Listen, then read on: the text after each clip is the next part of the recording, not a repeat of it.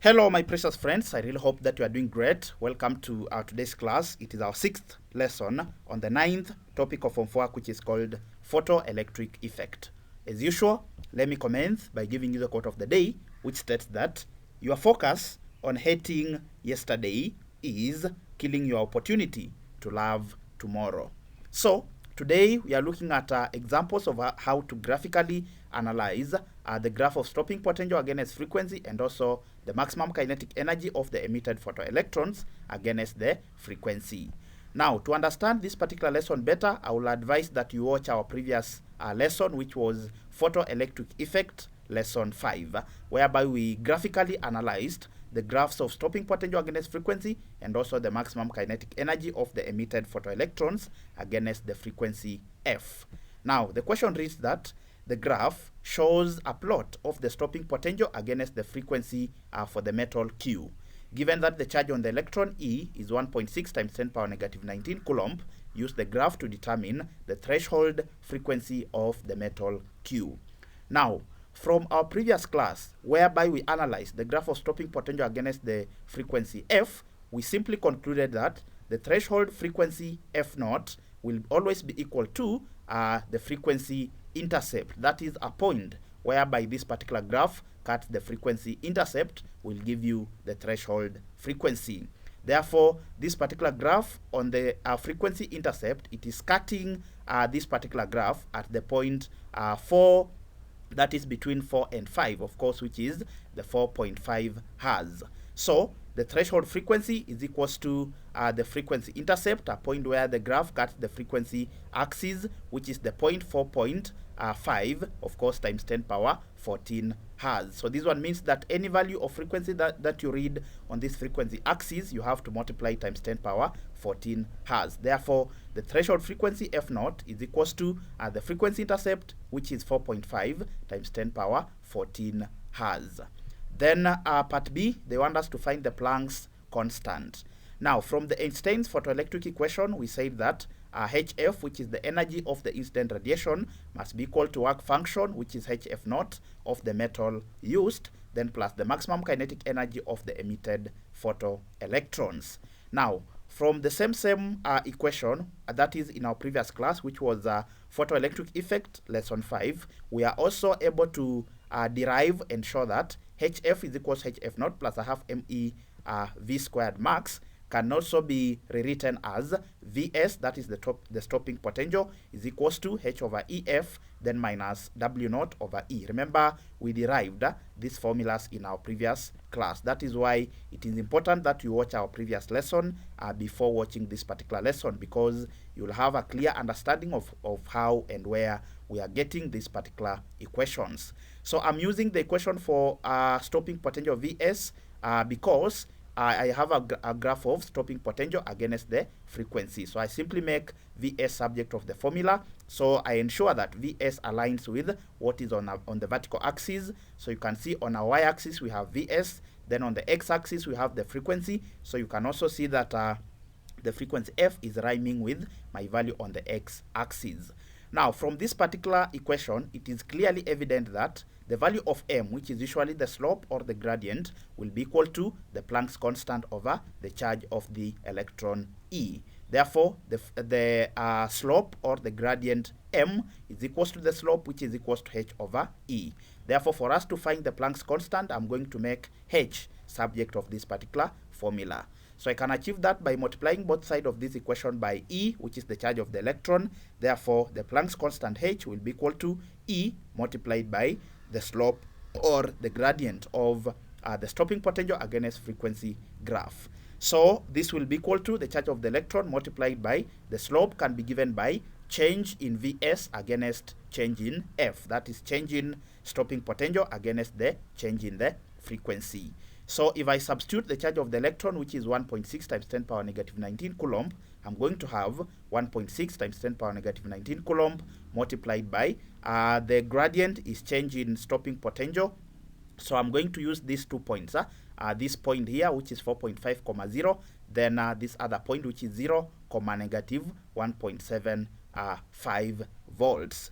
So the change in values on the stopping potential axis will simply be 0 minus 1.75 volts. So this will be 0 minus 1.75 volts. Then divided by change of values in the frequency axis will simply be 4.5 minus 0. So 4.5 minus, of course, 0. So then, of course, times 10 power negative times 10 power 14 hertz, because on the frequency axis any change must be multiplied times 10 power 14 hertz. So this will give me, of course, 1.6 multiplied by 0 minus 1.75. I'm simply going to get positive 1.75. So I'll have 1.6 times 1.75, then divided by 4.5 minus 0, I'm simply going to get 4.5. So this will be 1.6 times 1.75, then divided by 4.5, then of course times 10 power. I'll combine 10 power negative 19 and also 10 power 14. But we know that 10 power 14, when it moves to the numerator, the power becomes negative. So I'll have 10 power negative 19, then minus 14 according to the laws of indices. So 1.6 times 1.75, then the answer divided by 4.5, you are going to get 6.22. Then of course times 10 power negative 19 minus minus 14, then times times 6.222, then of course times 10 power that, I'm going to get 6.22, then times 10 power negative 34 joules second. So that is the Planck's constant. Then part C, they want us to find the work function of the metal Q. Now again, from our previous class, we were able to show that the Planck's, that is the work function W0, can be given from the relationship of the y-intercept, which is the value of C. So from this graph, it is clearly evident that the value of C, which is the stopping potential intercept at this particular point here, will be equivalent to negative work function naught, that is work function over the charge of the electron. Therefore, the C, which is the stopping potential intercept at this particular point here, will be equal to negative work function over charge of the electron.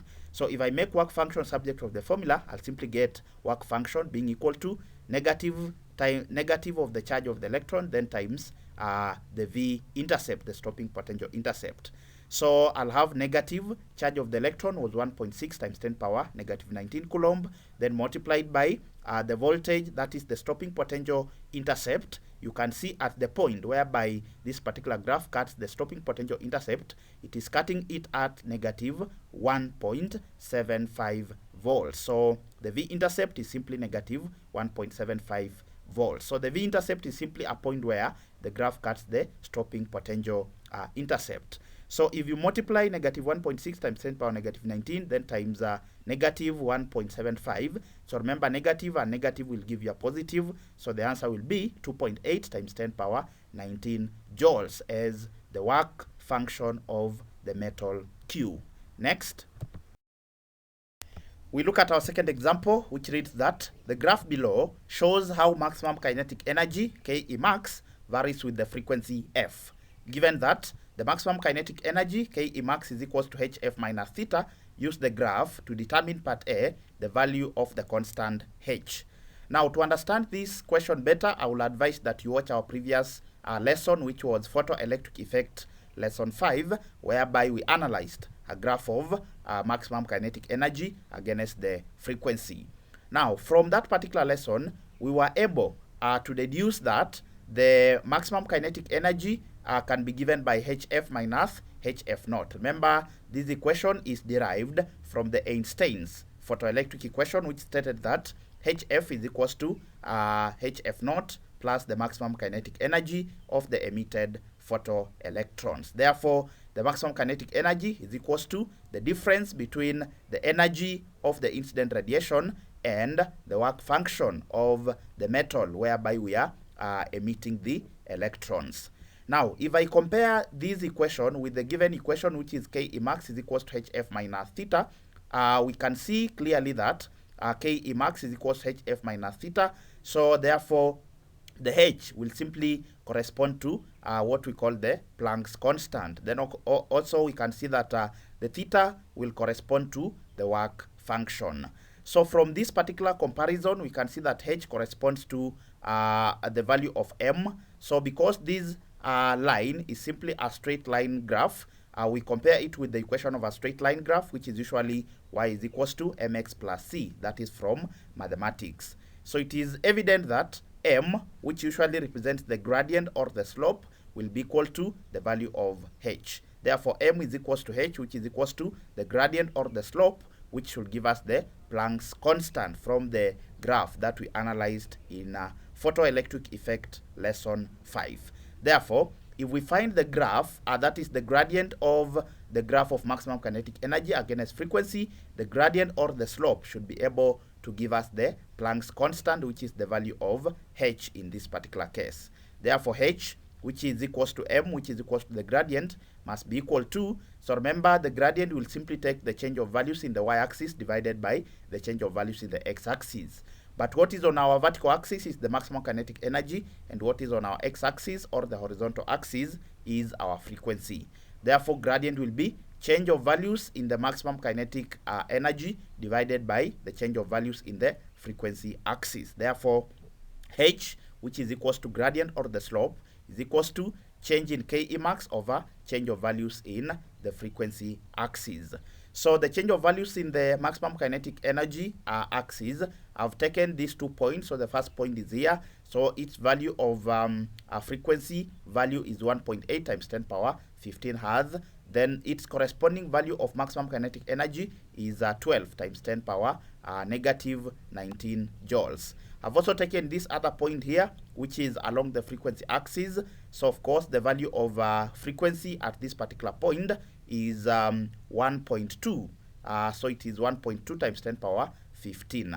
That is, then the value of maximum kinetic energy, of course, is 0. We know that along the x-axis, the value of y should be 0. So similarly, along the frequency axis, the value of the maximum kinetic energy must be 0, of course, times 10 power negative 19 joules. Therefore, change of values along the y-axis or the maximum kinetic energy axis will be simply 12 times 10 power negative 19 minus 0 times 10 power negative 19. So this is 12 minus 0 times 10 power negative 19. The change of values in the frequency axis will simply be 1.8 times 10 power 15 minus 1.2 times 10 power 15. So if you compute this one is the same as saying 12 then divided by 1.8 minus 1.6, you'll get 0.6. So it is 12 divided by 0.6, then times 10 power. So this is negative 19 divided by 10 power 15. So from the loss of indices, whenever you divide, we have to subtract the power. So this would be negative 19 minus positive 15, which is negative 19 minus 15. So you compute this on your calculator, you are going to get 2.0 times 10 power negative 33 joules second as our value of h, which represents, of course, the Planck's constant. Then part B, they want us to find the value of theta, hence state its significance.